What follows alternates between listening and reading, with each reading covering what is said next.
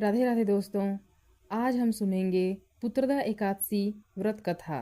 महाराज युधिष्ठिर ने पूछा, हे भगवान, आपने सफला एकादशी का महात्म्य बताकर बड़ी कृपा की। अब कृपा करके यह बतलाइए कि पौष शुक्ल एकादशी का क्या नाम है, उसकी विधि क्या है और उसमें कौन से देवता का पूजन किया जाता है। भक्त वत्सल भगवान श्री कृष्ण बोले, हे राजन, इस एकादशी का नाम पुत्रदा एकादशी है। इसमें भी नारायण भगवान की पूजा की जाती है। इस चर और अचर संसार में पुत्रदा एकादशी के व्रत के समान कोई दूसरा व्रत नहीं है।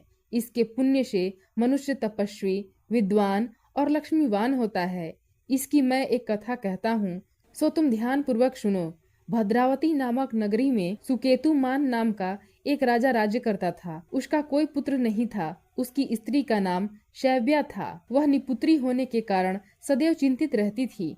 राजा के पितर भी रो रो कर पिंड लिया करते थे और सोचा करते थे कि इसके बाद हमको कौन पिंड देगा। राजा को भाई, बांधव, धन, हाथी, घोड़े, राज्य और मंत्री, इन सब में से किसी से भी संतोष नहीं था। वह सदैव यही विचार करता था कि मेरे मरने के बाद मुझको कौन पिंडदान करेगा। बिना पुत्र के पितरों और देवताओं का ऋण मैं कैसे चुका सकूंगा। जिस घर में पुत्र न हो उस घर में सदैव अंधेरा ही रहता है।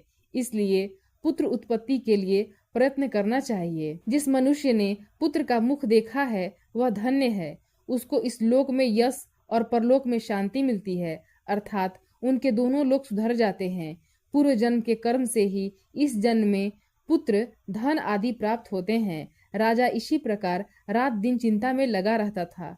एक समय तो राजा ने अपने शरीर को त्याग देने का निश्चय किया, परंतु आत्मघात को महान पाप समझकर उसने ऐसा नहीं किया। एक दिन राजा ऐसा ही विचार करता हुआ अपने घोड़े पर चढ़कर वन को चल दिया तथा पंछियों और वृक्षों को देखने लगा। उसने देखा कि वन में मृग, व्याघ्र, शुअर, सिंह, बंदर, सर्प आदि सब भ्रमण कर रहे हैं।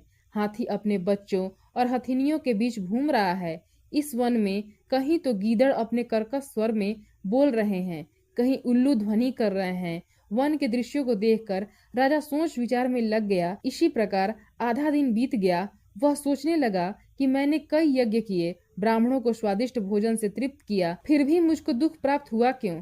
राजा प्यास के मारे अत्यंत दुखी हो गया और पानी की तलाश में इधर उधर फिरने लगा।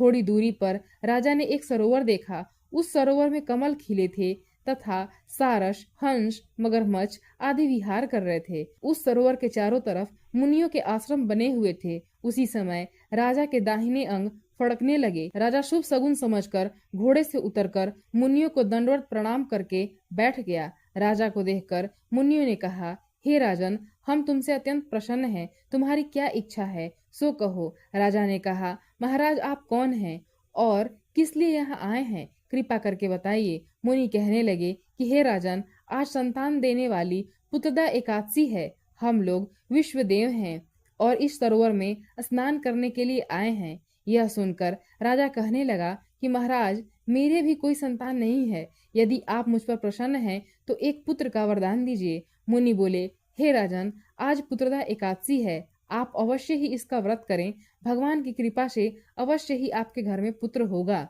मुनि के वचनों को सुनकर राजा ने उसी दिन एकादशी का व्रत किया और द्वादशी को उसका पारण किया। इसके पश्चात मुनियों को प्रणाम करके महल में वापस आ गया। कुछ समय बीतने के बाद रानी ने गर्भ धारण किया और 9 महीने के पश्चात उनका एक पुत्र हुआ। वह राजकुमार अत्यंत सूरवीर, यशस्वी और प्रजा पालक हुआ। श्री कृष्ण बोले, हे राजन, पुत्र की प्राप्ति के लिए पुत्रदा एकादशी का व्रत करना चाहिए। जो मनुष्य इस महात्म्य को पढ़ता या सुनता है उसे अंत में स्वर्ग की प्राप्ति होती है। प्रेम से बोले विष्णु भगवान की जय।